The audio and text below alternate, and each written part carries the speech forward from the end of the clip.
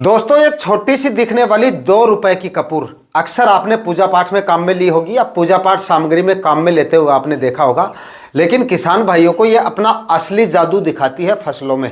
अगर सही अवस्था में और सही तरीके से और सही खुराक का इस्तेमाल करके अगर आपने अपनी सब्जी वर्गीय फसलों में या अपने जो रेगुलर फसलें अगर आप करते हैं, चना सरसों गेहूं इस तरह की फसलें, या फिर अगर आप बागवानी वगैरह करते हैं, इस टाइप की फसलों में अगर आप सही तरीके से इसका इस्तेमाल कर लेते हैं तो जबरदस्त फायदे इसके आपको देखने को मिलते हैं। और दोस्तों, दिखने में यह जितनी छोटी है फायदा उतना ही बड़ा आपको देखने को मिलता है फसलों में तेजी से बढ़वार, पत्तों में नई चमक और कीट रोगों से भी सुरक्षा करती है।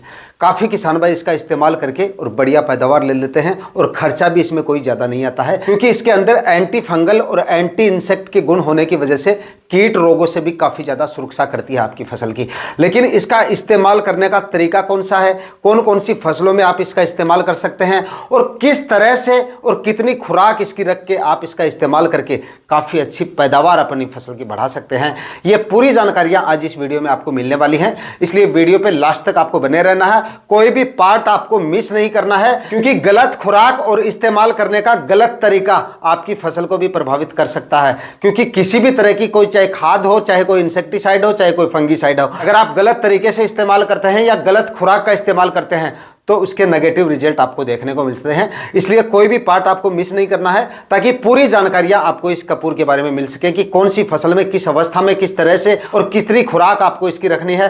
कंप्लीट जानकारियों के लिए वीडियो पे लास्ट तक आपको बने रहना है। और वीडियो अगर आपके लिए इंफॉर्मेटिव रहे तो इस वीडियो को लाइक और शेयर जरूर कर दीजिएगा। और जो किसान भाई चैनल पर नए हैं वो चैनल भी सब्सक्राइब कर ले, ताकि खेती से जुड़ी नई नई जानकारियां आपको समय समय पर मिलती रहे। नमस्कार दोस्तों, मेरा नाम है सुरेश और आप देख रहे हैं खेत किसान झुंझुनू। अब दोस्तों, सबसे पहले बात करेंगे इसके मोड ऑफ एक्शन पे, ये किस तरह से काम करती है फसलों में, क्यों इस्तेमाल करें हम इसका, मतलब आपको पता होगा तभी आप इसका इस्तेमाल करेंगे और प्रॉपर रिजल्ट अगर हमें मिलेंगे तभी इसका इस्तेमाल करेंगे, वरना फालतू का टाइम है किसके पास में।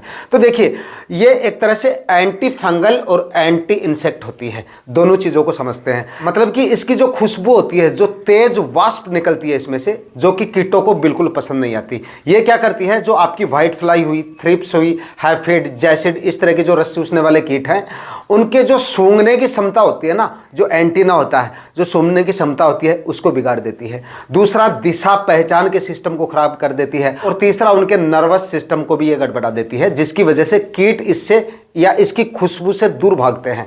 अगर हम इसका फसलों में इस्तेमाल करते हैं तो ये जितने भी तमाम प्रकार के रस चूसने वाले कीट हैं, जैसे व्हाइट फ्लाई, हैफिड, जैसिड, थ्रिप्स, इस तरह के जो कीट हैं, वो फसल के नजदीक नहीं आते हैं। दूसरा, एंटी फंगल होने की वजह से फंगस भी आपकी फसलों में कम पनपती है, इसकी तेज वाष्प की वजह से। और ये मतलब पूरा खेल इसकी वाष्प में छुपा है, इसकी जो तेज खुशबू है उसी में छुपा है। उसी की वजह से हमारी जो फसलें हैं वो हेल्दी और स्वस्थ रहती हैं, और प्लांट एकदम हेल्दी और स्वस्थ रहते हैं। उसकी वजह से प्लांट में फुटाव भी आपको ज्यादा देखने को मिलता है और ग्रोथ में भी आपको तेजी देखने को मिलती है। और दोस्तों, सबसे बड़ी बात, कपूर की जो तेज वाष्प होती है वो प्लांट के डिफेंस एंजाइम को एक्टिव कर देती है, जिसकी वजह से प्लांट स्वतः ही मजबूत रहता है। नई कुपल सीधी और तेज निकलती है, पत्तों में चमक लाती है और ग्रोथ में आपको वृद्धि देखने को मिलती है। इसलिए कई बार किसान भाई इसका इस्तेमाल करते हैं तो फसलों में स्वतः ही उनको ग्रोथ में भी वृद्धि देखने को मिलती है। और प्लांट अगर हेल्दी और स्वस्थ रहते हैं, अगर ये एंटी इंसेक्ट और एंटी फंगल है, तो इसकी वजह से भी प्लांट अगर हेल्दी रहेंगे, स्वस्थ रहेंगे, तो इसका भी बहुत बड़ा बेनिफिट हमें मिल जाता है। और यह फंगस से भी फसलों को बचाती है, चाहे वो जड़ से संबंधित फंगस हो या ब्लाइट वगैरह की समस्या हो। कहने का मतलब है हर तरफ से इसके अच्छे परिणाम किसान भाइयों को देखने को मिल जाते हैं।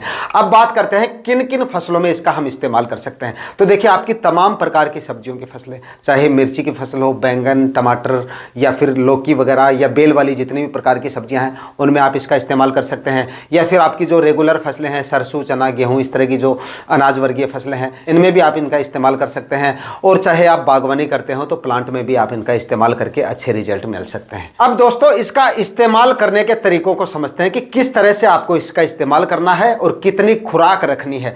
यह पार्ट आप थोड़ा सा ध्यान से समझ लेना, क्योंकि गलत खुराक आपकी फसल को प्रभावित कर सकती है। इसके नुकसान के बारे में भी आपको पता होना चाहिए। अगर आप इसका ओवरडोज रख लेते हैं तो उसकी वजह से प्लांट की जो पत्तियां हैं उन पे धब्बे पड़ने शुरू हो जाते हैं या पत्तियां पीली पड़ने शुरू हो जाती हैं। कई बार हम इंसेक्टिसाइड का खुराक ज़्यादा रख लेते हैं या स्प्रे करने के बाद में पत्तियों पे स्प्रे ज़्यादा देर तक ठहर जाता है तो उसकी वजह से पत्तियां खराब हो जाती है। उसी तरह के नेगेटिव प्रभाव इसकी वजह से आपको देखने को मिल सकते हैं। इसलिए सही तरीके से और सही खुराक का इस्तेमाल करना इसमें काफ़ी ज़्यादा ज़रूरी है।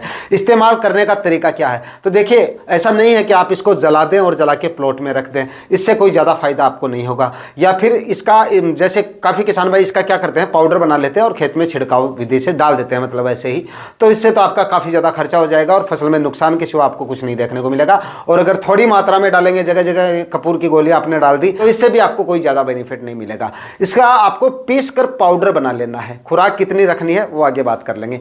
पीस कर बारीक पाउडर, एकदम बारीक पाउडर आपको बना लेना है। ध्यान रहे ये घुलनशील नहीं है, पानी में डालकर हम इसको घोल नहीं सकते, इसलिए इसका पाउडर बनाना पड़ेगा। और पाउडर भी एकदम बारीक पाउडर आपको बना लेना है।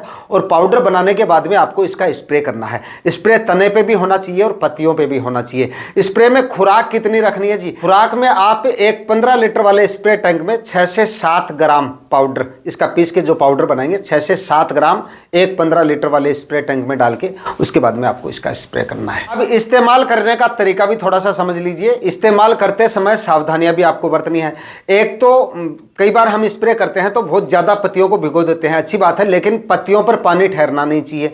अगर आप स्प्रे कर देंगे तो स्वतः ही जो खुराक बताइए उतनी खुराक आप इस्तेमाल कर देंगे तो आपके पूरे प्लॉट में इसकी वाष्प हो जाएगी, मतलब काफ़ी है। लेकिन मतलब ओवरडोज स्प्रे का नहीं रखना है। पत्तियों पे पानी ज़्यादा देर तक नहीं ठहरना चाहिए। शाम के समय आपको स्प्रे करना है या सुबह जल्दी आप कर सकते हैं। तेज़ धूप के दौरान आपको स्प्रे नहीं करना चाहिए। इस तरह से आपको बताए गए समय पर और बताई गई अवस्थाओं में, यानी कि प्लांट की कौन सी अवस्था होनी चाहिए, तो बढ़वार की अवस्था में इसका इस्तेमाल कर सकते हैं। या कीट पतंगों का अगर अटैक हो रहा है तो उस समय पे आप इस्तेमाल कर सकते हैं। यानी कि 30-35 दिन की जब हमारी फसल हो जाए उस समय पे आप इसका इस्तेमाल कर सकते हैं। उसके बाद में आप किसी भी अवस्था में इसका इस्तेमाल कर सकते हैं। लेकिन ज़्यादा छोटी फसलों में, यानी कि 30-35 से पहले आपको इस्तेमाल इसमें नहीं करना चाहिए। फसलों में प्रॉपर तरीके से काम भी नहीं करेगी। और छोटे प्लांट में अगर ओवरडोज हो जाएगा, सही खुराक रखते हैं तो कोई दिक्कत नहीं, लेकिन ओवरडोज अगर छोटे प्लांट में हो जाता है तो पत्तियां पीली पड़ने जैसे चांस आपको देखने को मिल सकते हैं। दोस्तों, कपूर के इस्तेमाल में सबसे बड़ी सावधानियां कौन सी रखनी है, देखिए जब भी आप इसका स्प्रे कर रहे हैं, कई किसान भाई स्प्रे करने से पहले इसके साथ में स्टिकी केमिकल मिला लेते हैं। जो स्प्रेडर वगैरह आते हैं, हैवी स्प्रेडर साथ में ऐड कर देते हैं।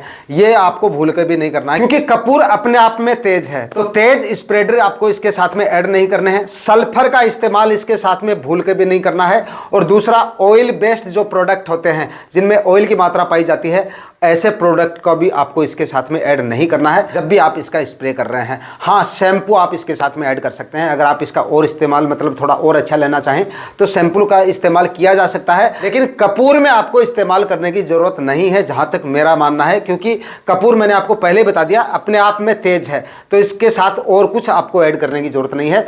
5 से 6 ग्राम प्रति 15 लीटर स्प्रे टैंक के हिसाब से, इससे ज़्यादा खुराक आपको नहीं रखनी है। और अगर नई फसलों में अगर आप इसका इस्तेमाल कर रहे हैं तो पहले 4-5 प्लांट में इस्तेमाल करके देखें। अगर रिजल्ट आपको मिलते हैं 3-4 दिन बाद में आप मतलब पूरी फसल में कर सकते हैं। 3-4 दिन में आपके रिजल्ट को पता चल जाएगा। यानी कि पत्तियों में धब्बे वगैरह पड़ने का या जलने वगैरह की समस्या नहीं आ रही है तो फिर आप पूरी फसल में भी इसका इस्तेमाल कर सकते हैं। बाकी देखिए, कपूर ना ही तो प्रॉपर इंसेक्टिसाइड है और ना ही प्रॉपर फंगिसाइड है। प्रिवेंटिव में या सुरक्षात्मक तरीके से आप इसका इस्तेमाल कर सकते हैं। यानी कि अगर आपको ये किसान भाई ये समझता है कि अगर मैं मतलब कपूर का इस्तेमाल करूंगा तो व्हाइट फ्लाई, थ्रिप्स वगैरह का जड़ से खात्मा हो जाएगा, ऐसा नहीं होगा। आप प्रिवेंटिव में इस्तेमाल कर सकते हैं, कीटों को अपनी बाड़ी से भगा सकते हैं। यानी कि रोग आने के बाद में इस्तेमाल करके आप अपनी फसल को सुरक्षित रखना चाह रहे हैं तो ऐसा मेरे ख्याल से संभव नहीं है। बस प्रिवेंटिव में आप इस्तेमाल कर सकते हैं, कीटों को अपनी बाड़ी से भगा सकते हैं। बस एक सस्ता सौदा है अपनी बाड़ी को फ्रेश और सुरक्षित रखने का। आज के वीडियो में इतना ही। वीडियो अगर आपके लिए इंफॉर्मेटिव रहा तो इस वीडियो को लाइक और शेयर जरूर कर दीजिएगा। चैनल पर नए हैं तो सब्सक्राइब जरूर कर लीजिएगा। मिलते हैं किसी और वीडियो में नए टॉपिक के साथ, तब तक के लिए जय जवान जय किसान।